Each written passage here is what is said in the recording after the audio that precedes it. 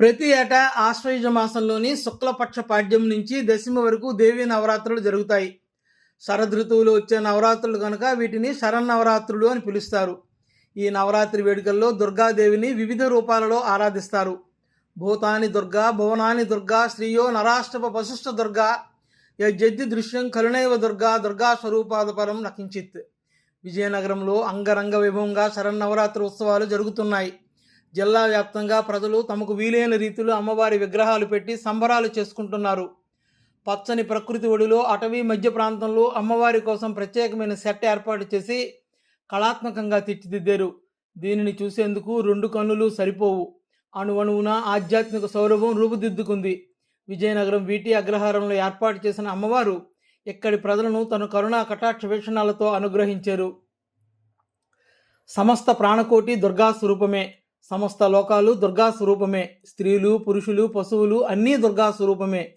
లోకంలో కంటికి కనిపించేవన్నీ దుర్గా స్వరూపమే. దుర్గా స్వరూపం కానిదంటూ ఏదీ లేదు. దుర్గాదేవిని నమ్ముకున్న భక్తుల భావన ఇది. ఒకే శక్తి అనేక రూపాలతో అనుగ్రహిస్తుందనే సత్యం, ఏకమే అనేకమనే తత్వం దీనిలో కనిపిస్తాయి. గాయత్రి, సరస్వతి, లక్ష్మి, దుర్గా, బాలాంబ, లలితాదేవి, రాజరాజేశ్వరి, అన్నపూర్ణ, శాకంబరి మొదలైన మూర్తుల అలంకారాలతో జగన్మాత నర్చిస్తారు.